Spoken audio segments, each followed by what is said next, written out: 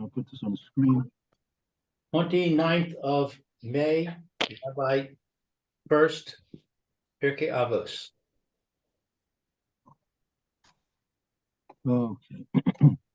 Okay, very good. Let's begin now here in the with paragraph number 1. That's the Votish Israel. Okay, go ahead. Lou or Eliezer Tzvi would like to read. I will.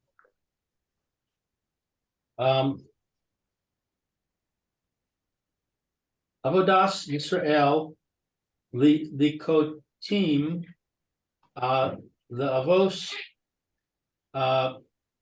Perek, whatever this is. Pierke. That's in Pierke.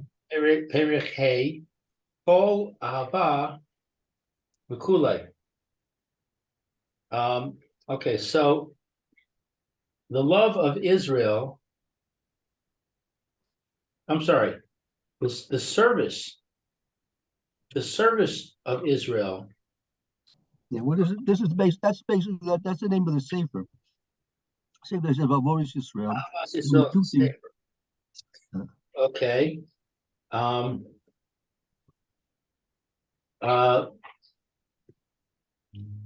what is this next word? Liakotim? Liakotim are comments on Pierke Avos, the 5th Pierke of Avos. Comments on the 5th Pierke of Avos. Okay.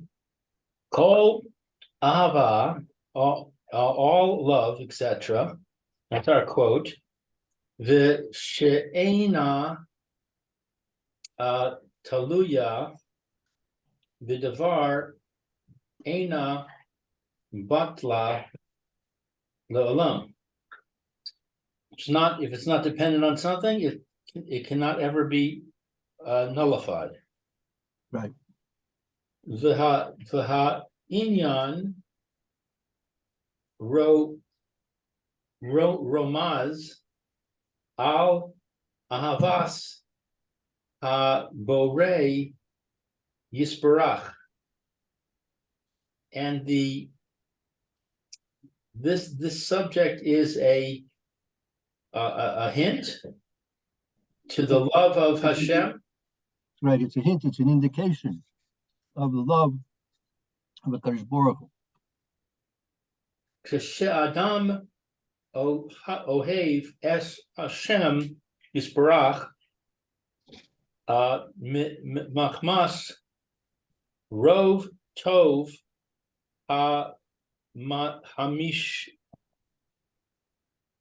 hamash p lo. That when a man loves Hashem, good morning. Good morning, Roy. Morning, Roy. Good morning, good morning, Mayor. Good morning. Good morning. Morning, Mayor. Good morning. We're in the beginning of the first paragraph number 1, on the top of the document that's on your screen, or the one you may have received in an email last night.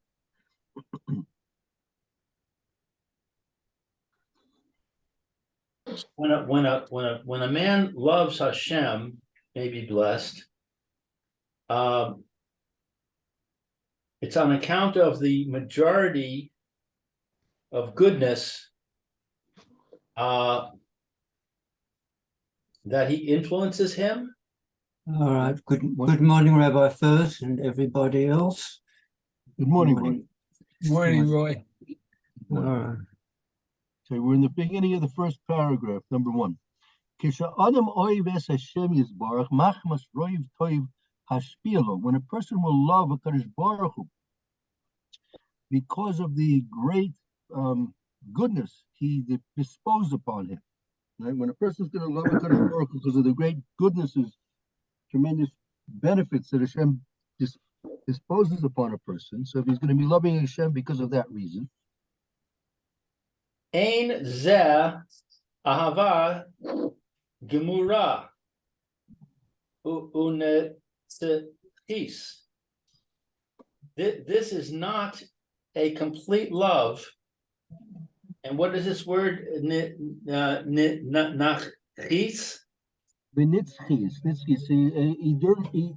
enduring. It's not a complete and enduring love.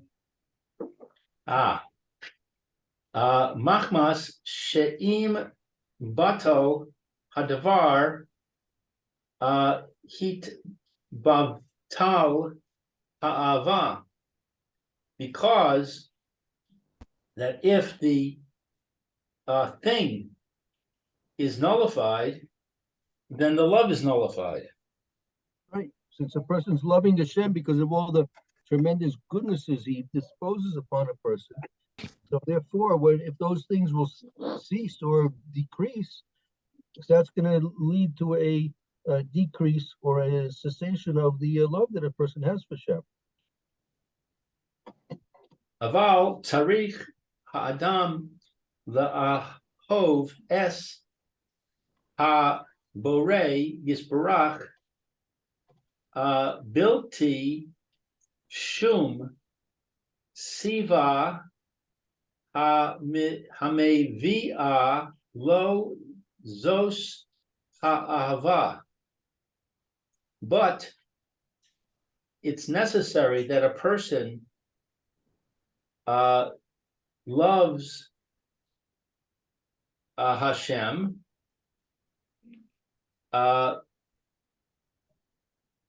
without anything, Right. without any cause. Right. And A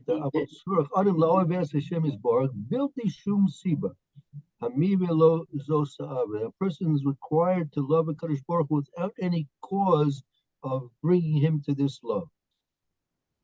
bringing him to this love.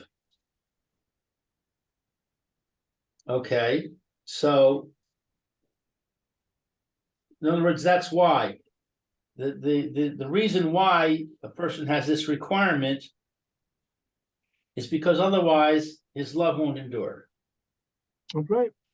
As long as the Kadosh Baruch Hu is good to him and what he thinks is good for himself, he'll love Hashem. And if he thinks that Hashem's doing things which are not benefiting him, he'll cease to love Hashem.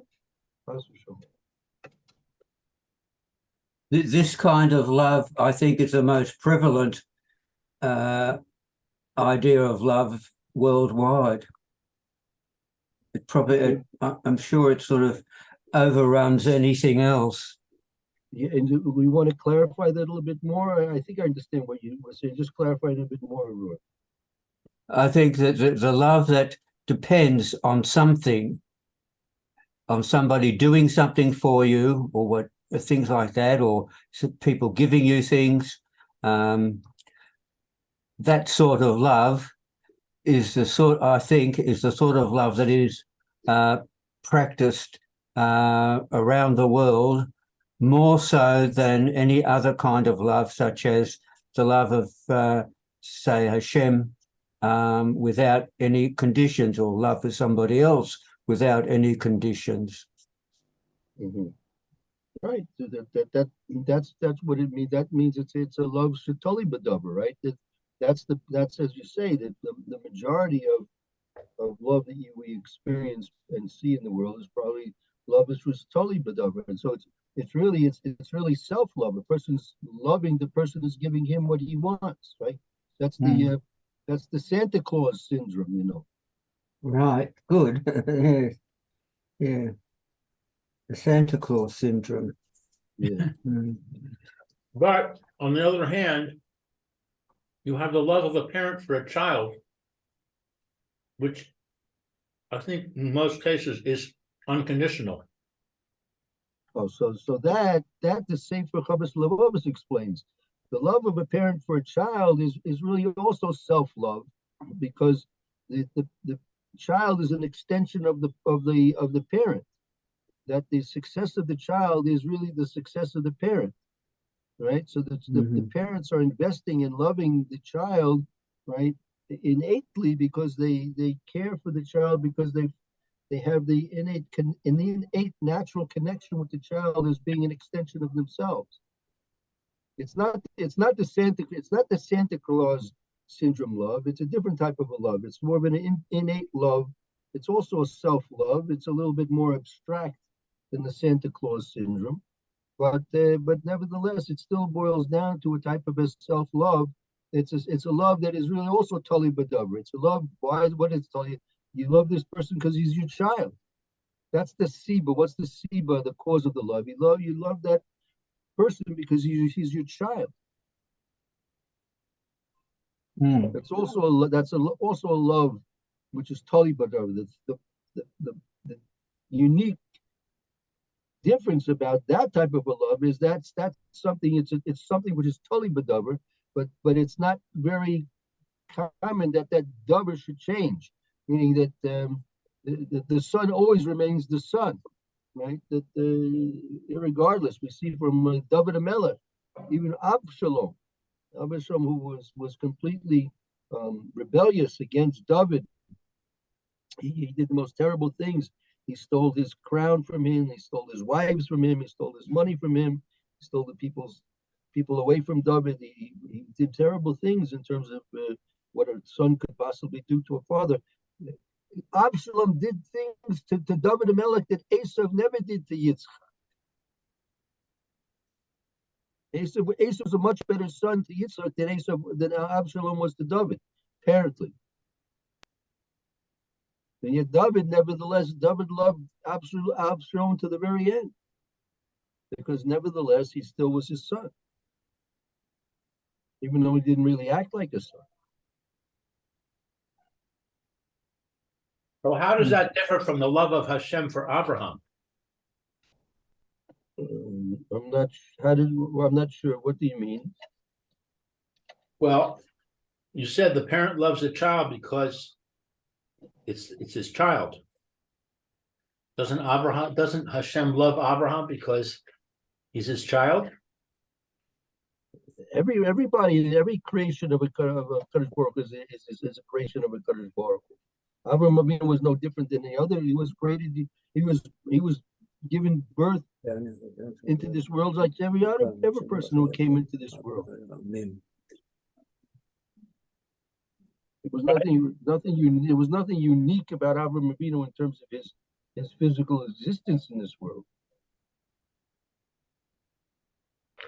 Right? But nevertheless, we said that Hashem's love for Abraham was not based on any characteristics of Abraham. That's what the Torah's megalatos.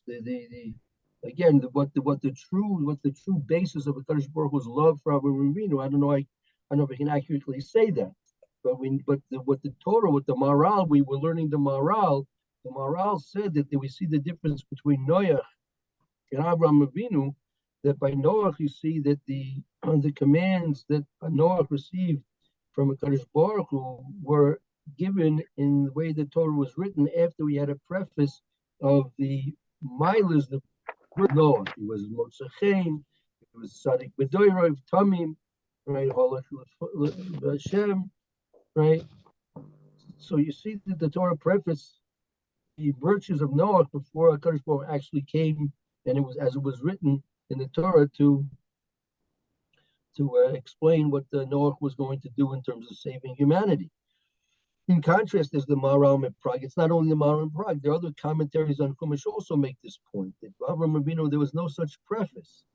So the limud, right? The limud that we can take from that, one of the things that the Torah is teaching by that lack of preface to Hashem's relationship to Avraham Avinu, the fact that the Torah does not preface the relationship that existed between Avraham Avinu and Kadosh Baruch Hu was an indication for us to learn that it was not an Ava which is totally b'davar.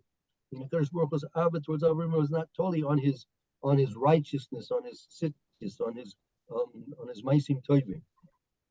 In contrast, by Noach, it was different. The Torah explains that those virtues of Noach were the cause of Hashem's love and relationship with Noah.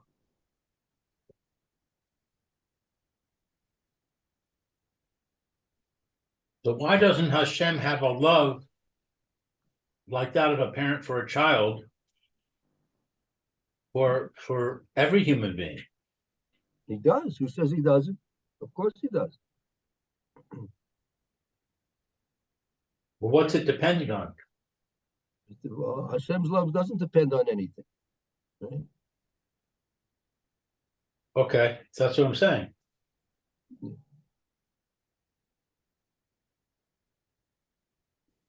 Okay, weiter. Next, the paragraph number 2.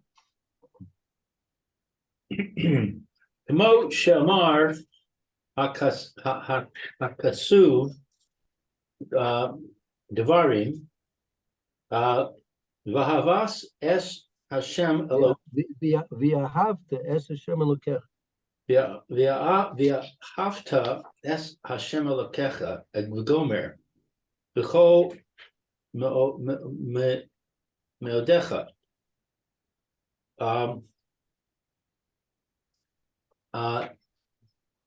As it is said in the pasuk in Devarim,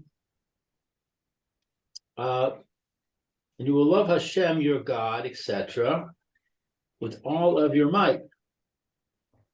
B'chol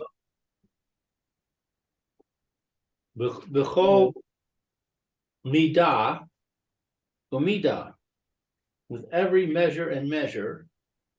Shehu modeid lecha brachos, with every measure that you I don't know what is modeid. Mida is like a characteristic of every measure, literally measure, every measure and measure that is measured out to you.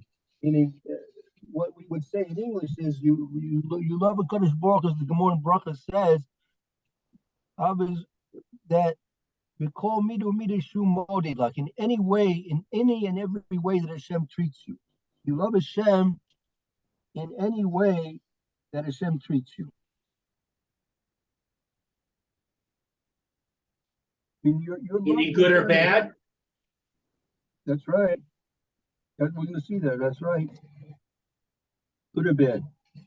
Okay. V'yahava kizu ein shum siva ha monas zos ha'ava.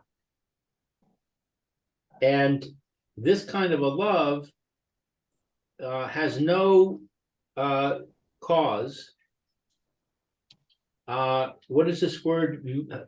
Monas? That will prevent. It has no cause that will prevent. That will prevent this love. No, there's no cause that if it goes away, the love will go away.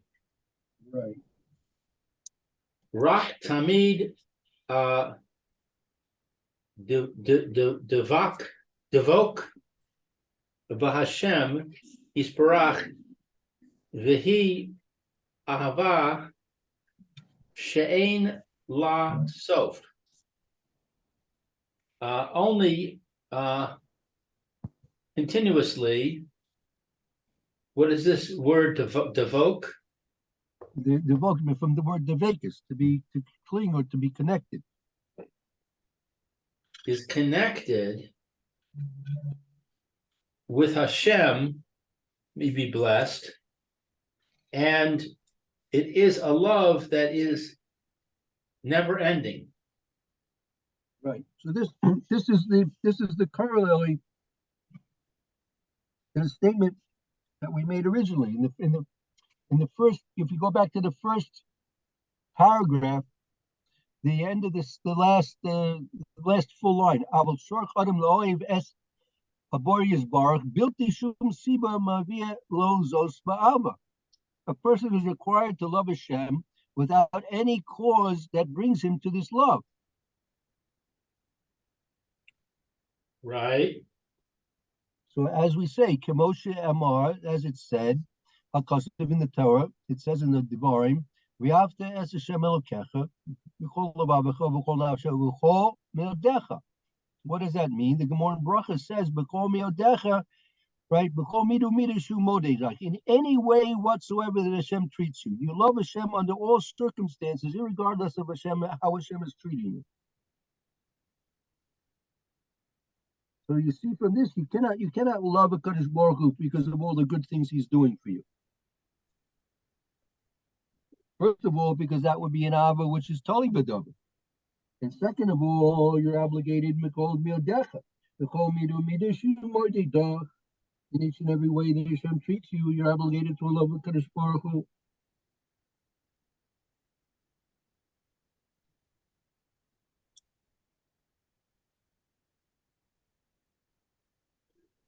Okay.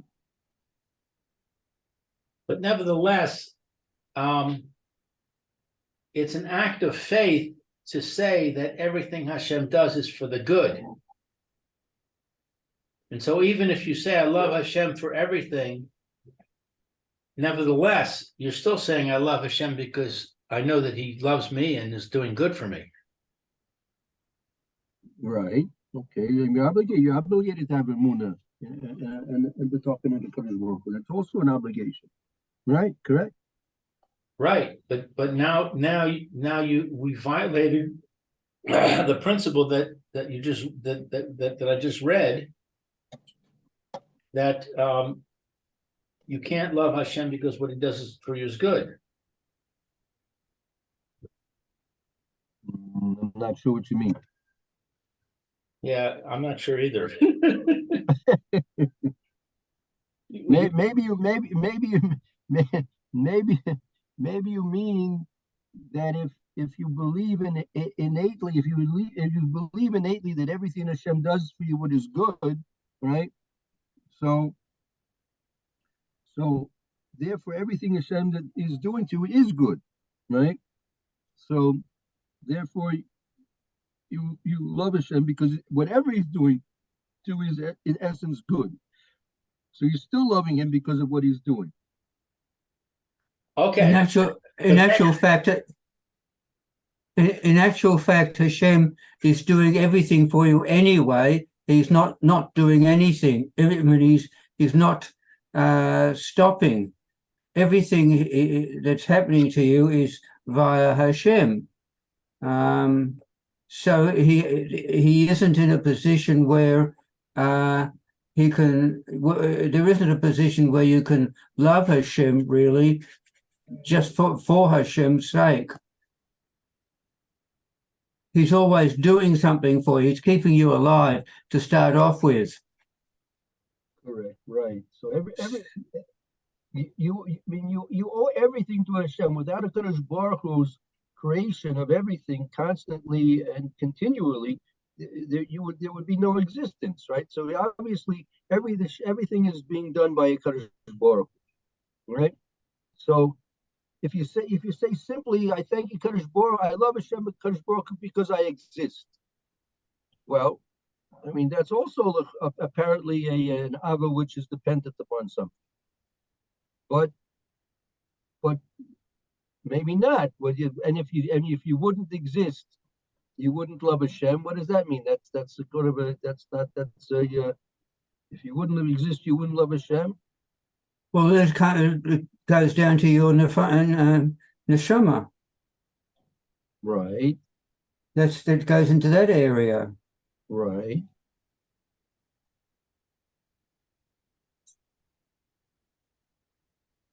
Okay. Let's continue on. Give the Avos Yisrael a chance to explain things a little bit. There's more. These are not easy concepts to integrate. The integration of these concepts is a bit takes some work. It's not easy. Okay, let's go slowly. And I think that Roy gave me an insight into what I was trying to say, and that is, you have a faith that everything Hashem does is good, and you love Hashem because Hashem does good for you. So now, if something happens, like happened to that guy that wrote the book, Why Bad Things Happen to Good People, he had a loss of faith. He had a terrible tragedy happened to him, and it broke his faith. So if that happens, then you could lose your love of Hashem.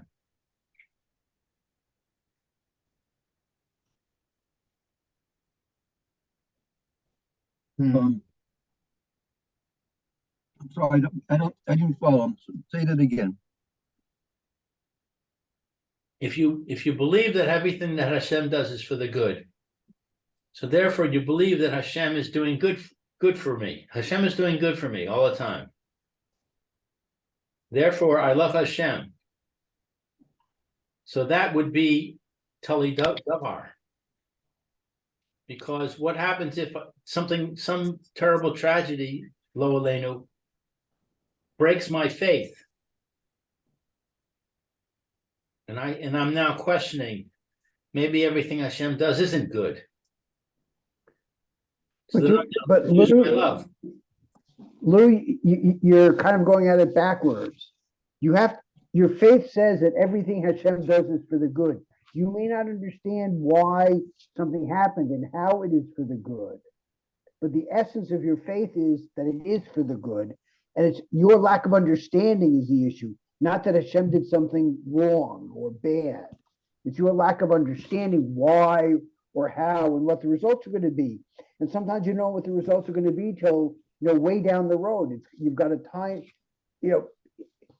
something happens, and because of that, something else and something else and something else, and finally at the end of the road, a long time period later, you realize, oh, this is what Hashem did. Hashem did this, and this is the final result of it. Therefore, obviously, what he did was for the good. I didn't see it at the time because I didn't see the results at the time. Of course, you don't necessarily see the results at the time. These things are, life is a long-term proposition. It's not solved in a day, as the saying goes. I understand what you're saying, Eliezer, but I think there might be a different angle here. Again, the question we're dealing with now here is the love that we're obligated to have towards the Kadosh Baruch Hu. So that love that we're obligated to have with Kadosh Baruch Hu is irregardless of what Hashem is doing for us. We have to have a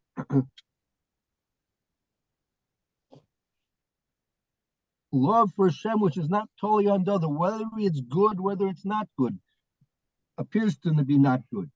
Everything, in essence, you're right. In terms of our faith, we have faith. We're obligated to believe that whatever Hashem does to anybody else is essentially good. As you said, we not be wise or have so much intelligence to see and understand what the good is immediately, and maybe sometimes forever we may not understand what the true good was or is. The love that we have to have for Hashem, for Kadosh Baruch Hu, is not because of anything He's doing for us. It has to be completely divorced from anything that Hashem does. But our love for Hashem is that, even to say that we love Hashem because He created us, right? So that's what we said a few moments ago. If we simply love Hashem because He created us, well, then if we stop existing, right, then that would be an end of our love as well. Even in terms of the neshama, even if the neshama ceases to exist, that would be an end to the love as well.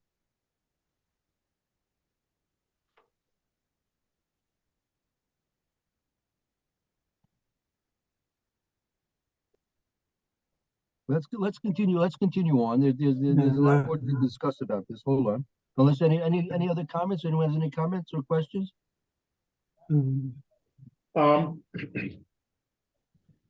Just to clarify,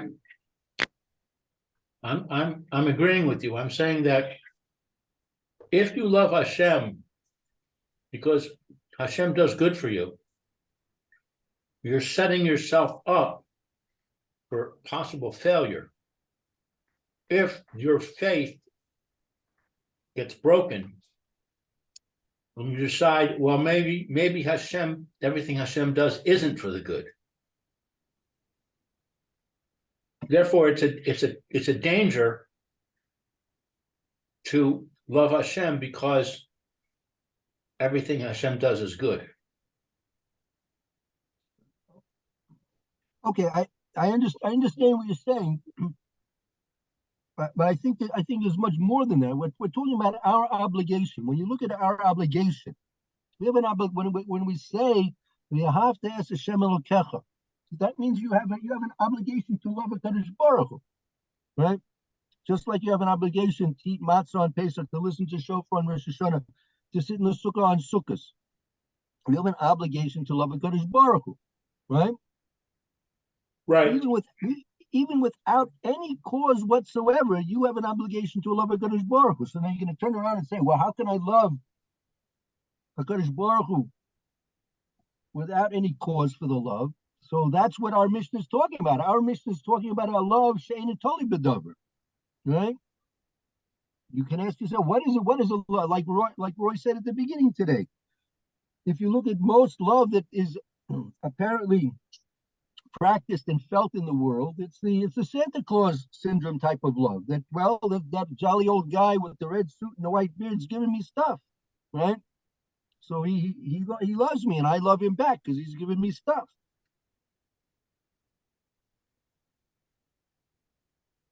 But that's not the love we're obligated.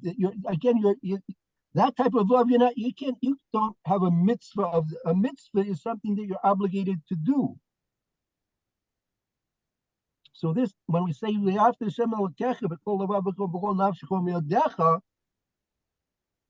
trying to understand what the siba of that love is. Now, it cannot be a siba, a cause that's based on some type of a thing, or what Hashem is doing with us, whether it's good, whether it's not good in our own eyes. The love we have to have a HaKadosh Baruch Hu is first and foremost simply that we have a commandment to love Hashem. You're commanded to love Hashem. Also, l'raf derecha kamocha. The mitzvah in the Torah, l'raf derecha kamocha. Now, that means every Jew in the world, right, as long as he's within the getter, the limit, the criteria of l'raf derecha kamocha, you have an obligation to love him. Now, he may not have done anything to you in his life, right? You get on a plane and you're next to a person you never saw, another Jew on a plane, and you never saw him in your life. He comes from a different country, maybe not even talk languages that you know. You have an obligation to love him. Now, why is that? What has he done for you that you have to love him for? Obviously, that love that you have to have, is not a love which is totally bedover. You'll have to ask the ger. You have to love the ger. The ger hasn't done anything for you. He was a goy up until now, and now he become a ger. Now he has a special mitzvah of loving the ger. Right? So all these things also reinforce the concept that what the Torah considers to be love is not what we feel and understand to be this emotional attachment to someone. It's rather that you have an obligation you have a physical obligation to benefit that person, to have compassion towards that person. You have to have compassion for that other Jew. After it's a ger, you have to have compassion for that ger. It means you have to do things to benefit him. Your love is a cause to do things to benefit that other person. After Hashem Elkechi, you have an obligation to love Hashem. That means you have an obligation to do things to benefit a HaKadosh Baruch Hu. So now you're going to ask the question, well, HaKadosh Baruch Hu is perfect and complete, absolutely without any lack whatsoever. So how can you possibly do something which is going to benefit a HaKadosh Baruch Hu? Right? So the basic answer to that question is, your obligation is to love a HaKadosh Baruch Hu, to benefit a HaKadosh Baruch Hu by being a true Torah observant Jew, by observing his ratzon, by observing the Torah, by observing the mitzvahs in the Torah. That is, so to speak, benefiting HaKadosh Baruch Hu, because that brings Kiddush Hashem into the world. The only way that Kiddush Hashem can come into the world is through Klal Yisrael fulfilling the mitzvahs. And that's how we can benefit HaKadosh Baruch Hu. And that's an expression of our love to HaKadosh Baruch Hu. I mean, you have to ask Hashem Elokecha, b'chol lavavecha, b'chol nafshecha, kol miyodecha, b'chol lavavecha. You have to have HaKadosh Baruch Hu always on your mind in terms of how you can benefit HaKadosh Baruch Hu, in terms of how you can fulfill his mitzvahs in the best way. So, B'chol nafshecha. You have to do it in a way. B'chol nafshecha. You have to have it. You have to have complete enthusiasm for doing the mitzvahs in a way that HaKadosh Baruch Hu's name is going to be honored and glorified in this world. Mikol miyodecha. Irregardless of how HaKadosh Baruch Hu is treating you at any given particular moment, you have to do the mitzvahs under all circumstances, whether Hashem is doing things which are seemingly to your benefit and seemingly maybe not to your benefit.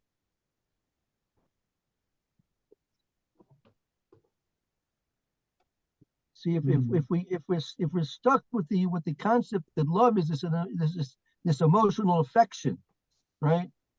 Why did Lou asked the question a few minutes ago that the parents love the child? What is it? Well, the parents have this emotional attachment, emotional affection for the child, but it's not simply that. The parents do things for the children that they never would do for anybody else in the world. Their love, their compassion for the child is being done because that child is their child and they want that child to succeed. So they're willing to do things that they would never do for anybody else. Someone comes over to you and asks you to change the neighbor's baby, his dirty diaper. So if you're on a level of doing chesed, you might be able to do that, but you're not going to do it in the same way that you're going to do the changing of your own baby's diaper.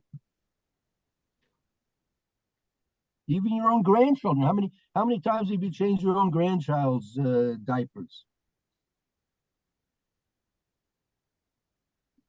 The parents do that happily, but even I'm not sure if the grandparents do it so happily. If they have to do it, if they ever did it, I'm not sure if they do it so happily. So Ava again is Ava. We have to understand that Ava is that obligation. When you have to love the ger, you have to love every other Jew. You have to have compassion on the ger. You have to have compassion on every other Jew in order to do things that will benefit them. That's what love means. Love doesn't mean this emotional attachment that Hollywood has been pushing on the culture for the last, 80, 100 years or something like that. Or maybe it's from Shakespeare's time, no, Roy? Romeo and Juliet, all that business, all that garbage.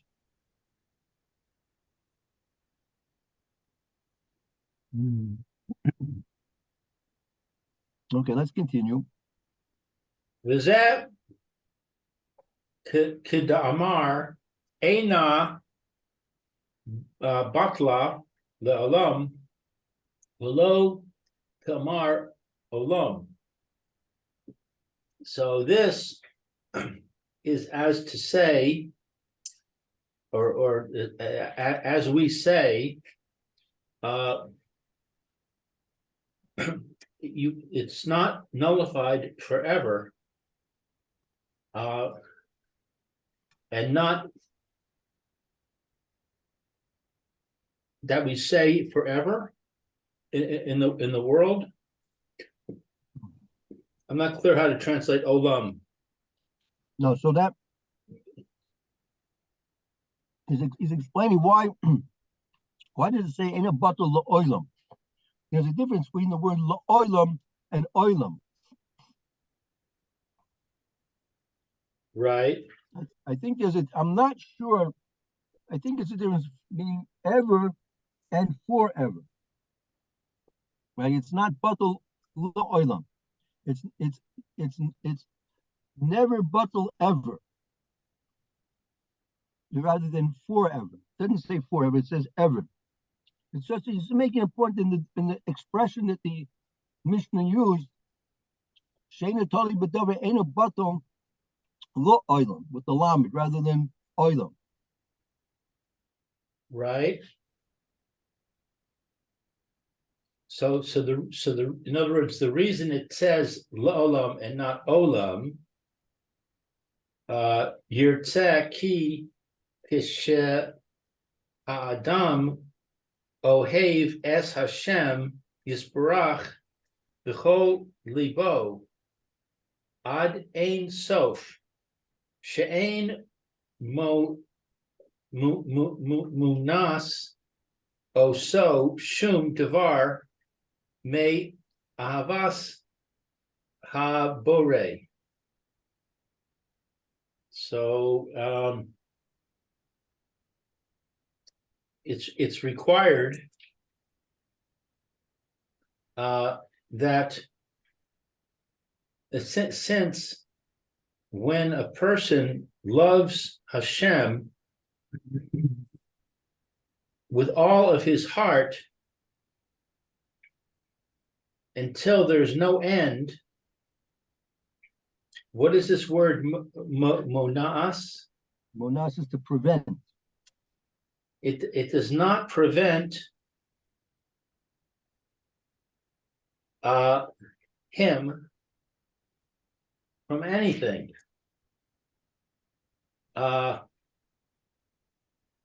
In loving Hashem. Yeah.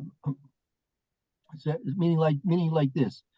V'zeh ka'omer eino batel lo olam, and not that it says it's not batel ever. V'lo omer ka'omer lo olam, and it didn't say like forever. Yirtza ki adam, it's what's required. Ki adam oives Hashem yisbarach b'kol yiboy. That when a person loves Hashem yisbarach with all his heart, ad until Ein Sof, until there's no end to it. What does it mean? There's no end to it. She'ein monas oso shum davar me'avos habore. There's not going to prevent anything from him from loving Hashem. Nothing is going to prevent him from loving Hashem. Meaning that's what it means. B'kol midu midim midulach. A person's obligated to love Hashem, regardless in what Hashem is doing to him, either what he perceives it as being good or what he perceives it to be bad. Nothing is going to stop him from loving Hashem. And what does that mean? Loving Hashem is like is having that compassion on Hashem to fulfill the mitzvahs of Hashem. Nothing is going to stop him from fulfilling the mitzvahs of Hashem, which is an expression of his love towards Hashem.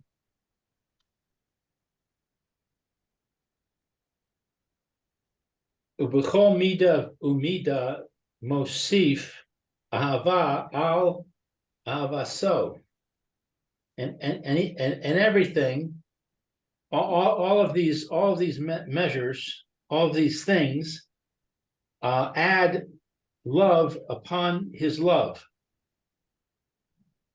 V'zeh me'orer gam kain shehashem yisbarach baruch hu yehei ahavaso tamid al knesses Yisrael shelo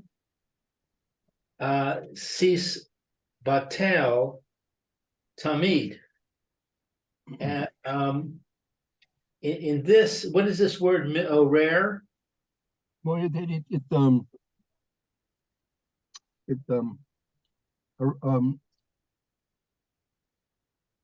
arouses. This arouses also that Hashem Yisbarach, they also tamid al knesses Israel. This also arouses gamkein that the Shem, or actually more, it could be that it also points out. This also points out that Kadosh Baruch Hu, his love is continual on Knesset Israel. There's not misbatel tamid. It's never voided, never nullified.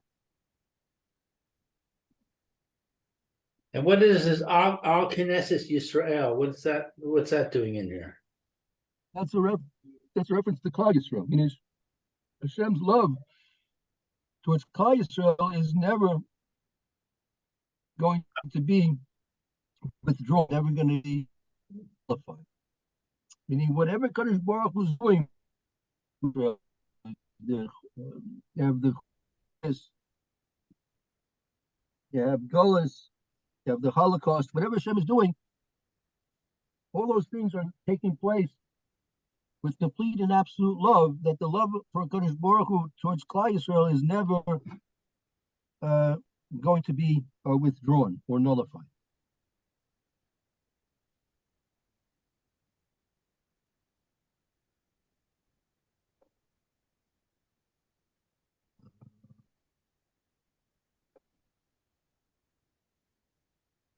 Okay, let's see. Let's yeah, let's just do paragraph number 3. We'll have to review it tomorrow again. Just do paragraph 3. Midrash Agadah, Bovar. Okay, let's just tell you which like the publisher, the reference to the publisher. Devarim, Parshas, Ve'eschanan, Perek Vav, B'chol Ma'odecha, with all of your might. B'chol Mida Umida, Shehu Ma'oded Lecha, with every measure and measure that he measures to you, Bain Tov Ubain Ra, whether it's good or bad. Ukama Dehu Amar Chesed Umeshafat Umishpat. Umishpat. Ashira. Chesed says in the Tehillim, Chesed Umishpat Ashira, that like whether it's with kindness or whether it's with mishpat, whether it's with judgments, Ashira, they sing to a Kadosh Baruch Hu. Okay, so that's from Tehillim. The Omar Ba'elokim. That's the Elokim. Yeah, Elokim, good. Ahalal Devar Bashem Ahalal Devar. And it says with Hashem, praise the things of Hashem. Yep. Halel Davar Bashem, Halel Davar, meaning that the praise of Hashem is with the thing. That thing is the praise. That thing is the praise, meaning that whatever it is, whatever that thing is, it's praise to Hashem. And this is what we sing to Hashem. Praise you for whatever you do. Right. Exactly. Okay, maybe we'll go over this again tomorrow, Mr. Shem. Can I say, ask or what? With the love that depends on something, the elements there is two people, for example, and a present. All right, but just to simplify it. So, person A gives to person B a present. So person B loves the giver of the present. Okay. Right. Now, but it's those elements are also present. Those are also there when you have when you give somebody something because you love them. Those same elements are there in a different order. So what's the difference between them? There's no difference between them. Oh, so that the difference is exactly what you said. Are you the recipient or are you the receiver? They mean when you're the recipient has a reason for loving the person who's the one who's giving him something, right? But when you're the giver, when you're giving, right? So that giving can be motivated without the necessity of being totally bedover. There are times when you can simply give something to somebody simply because you love them, not because of any particular cause, Mm. right? Whereas when you're receiving something, it doesn't have to be, but it's more than likely that you're loving that person because of what you're receiving. Mm. Well, there's still some, all right, but there's still some of that in the second case because you love that person because they're doing you the gratification of receiving what you're giving them. They're showing the approval of you, of the gift, and that gives you a reason to love them too. Yeah, that's definitely true. That's the Gemara in Kedushin. The Gemara in Kedushin is again the way it's supposed to work is the man's supposed to give a shever pruta to the woman in Makadisha and betroth her with the giving of a shever pruta, right? Mm. So the Gemara speaks about a case. Let's say you have a Adam Chashiv. Let's say you have a Rosh Yeshiva. You have a Rosh Yeshiva, and a woman gives a Rosh Yeshiva a chocolate cake. And he accepts the gift of the chocolate cake from the woman. And now he says he says I'm Mekadesh you with the acceptance of this chocolate cake. It's working in reverse, right? So the Gemara says she's Mukudeshes. Why? Because she's getting something by the Adam Chashiv, the Rosh Yeshiva, receiving her gift and accepting her gift. So it's true, she does get something. In such a case like that, she does get something. So it's true when a person's giving something to somebody and they're receiving it and they're accepting it. So in fact, they are getting something from it as well. Mm. Okay. All right. Thank you very much. Very good. Thank you, Roy. Thank you. All right, we'll see you, Mr. Shem, tomorrow, all being well. All right. Thank you. Yeah, and we'll see you, Roy, tomorrow. Have a good afternoon. And we'll take a short break now, and we'll start the Mishnah Berurah here in a few moments, Mitzvah. Okay. Okay, thank you, Rabbi. Have a good day, Roy. Okay. Thank you. You too. See you later. Bye.